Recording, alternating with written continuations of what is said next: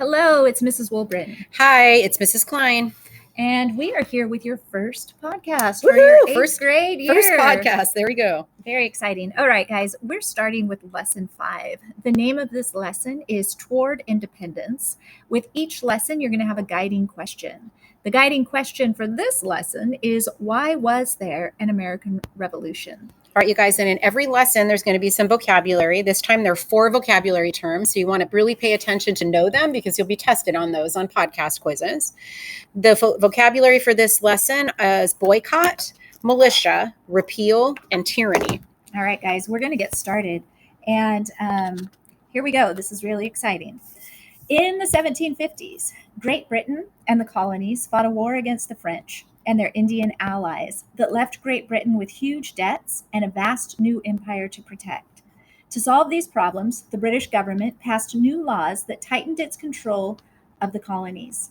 Some of these laws also placed new taxes on the colonists.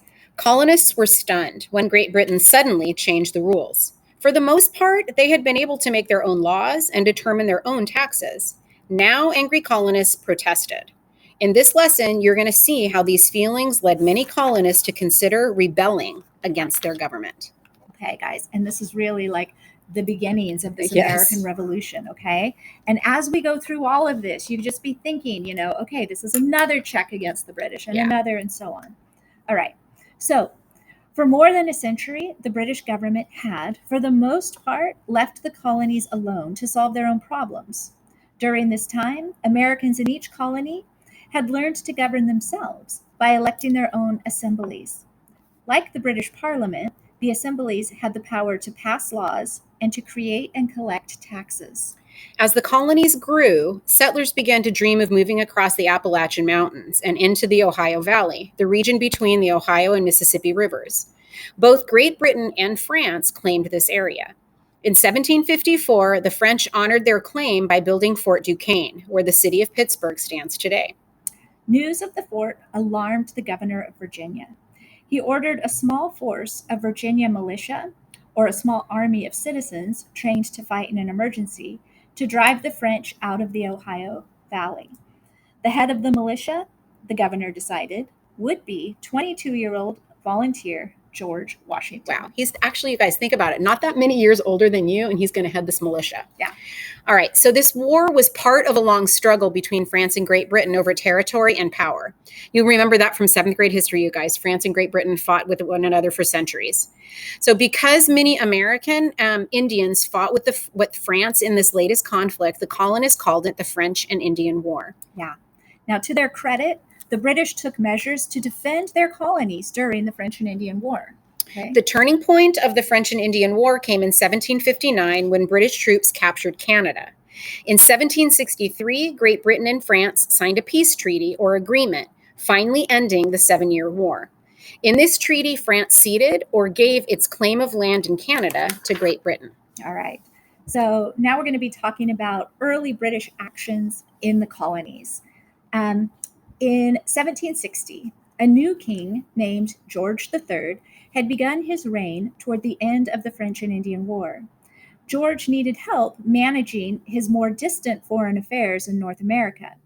The advisors George appointed to help him knew very little about the conditions in North America and were soon taking actions that enraged the colonists. Okay. The British government faced a number of problems after the French and Indian War. One was how to keep colonists and American Indians from killing each other as settlers pushed westward. In his proclamation of 1763, George said to simply draw a line down the crest of the Appalachian Mountains and tell settlers to stay east of that line and the Indians to stay west of it. Yeah. To Americans, the king's order suggested tyranny or an unjust use of government power.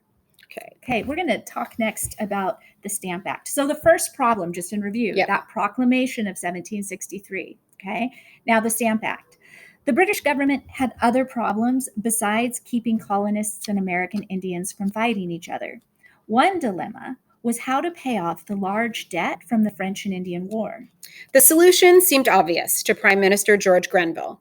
And in 1765, Grenville proposed a new act or law called the Stamp Act, which required colonists to buy a stamp for every piece of paper they used. All right. Because the colonists had no representatives in Parliament, they saw the Stamp Act as a violation of their rights as British subjects. Okay. Now, after months of protest, Parliament decided to repeal or cancel the Stamp Act. All right. Now, then there is another act that comes into effect. It's called the Quartering Act. So as anger over the Stamp Act began to fade, Americans noticed another law passed by Parliament in 1765. Called the Quartering Act, this law ordered colonial assemblies to provide British troops with quarters or housing. Yeah. And in 1767, the New York Assembly decided not to approve any funds for salt, vinegar, or liquor for the troops. In retaliation, the British government refused to let the assembly meet until it agreed to obey the Quartering Act. So not only do they have to quarter these soldiers, they also have to pay for salt, vinegar, beer, any of the food that they would have. And you had no say in it, you guys. They knocked at your door and they provided you some papers, and in they came, and you had no say in it. This was another example. Again, we got that vocabulary word, tyranny, where it's like, all right, the colonists are already feeling like our rights are being trampled upon. Yeah.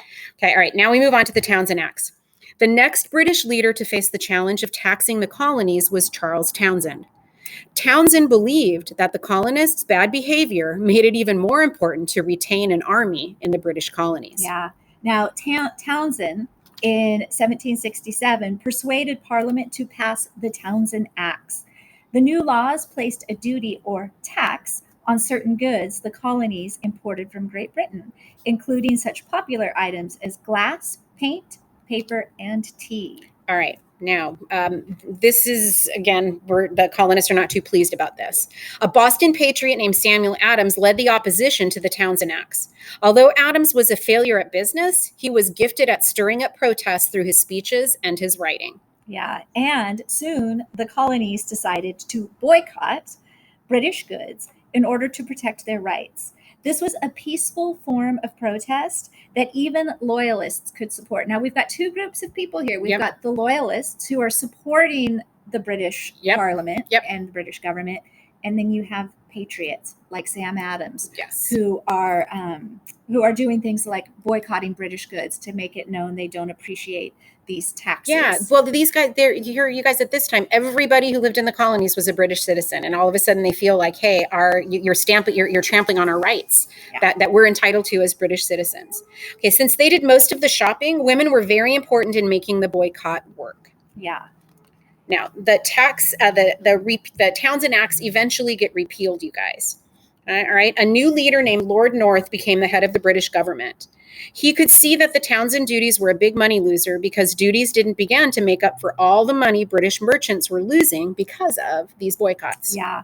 Now, early in 1770, North persuaded Parliament to repeal all of the Townshend duties except for one, the tax on tea. King George refused to give up the idea of taxing Americans.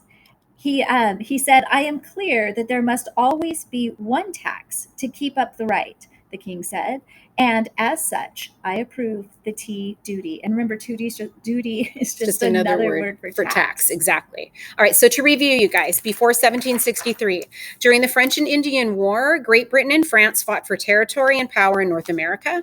When the war ended, France gave up Canada to Great Britain, which now had a much larger American empire to control. Okay, now also the French and Indian War left Great Britain with huge debts. Okay, and to raise money, Parliament decided to pass along the war costs to the Americans. To do this, Parliament passed the Stamp Act in 1765. Colonists protested the Stamp Act because it was passed without colonial representation. Colonists also protested the Quartering Act, which required them to house British troops at the colony's expense. Last but not least, the Townshend Acts imposed more taxes on the colonies, which divided many colonists into opposing camps. Loyalists urged obedience to Great Britain, but patriots resisted taxation without representation through protests and boycotts. All right, guys, there you have it, your first podcast. All right, you guys, see you soon. See you later.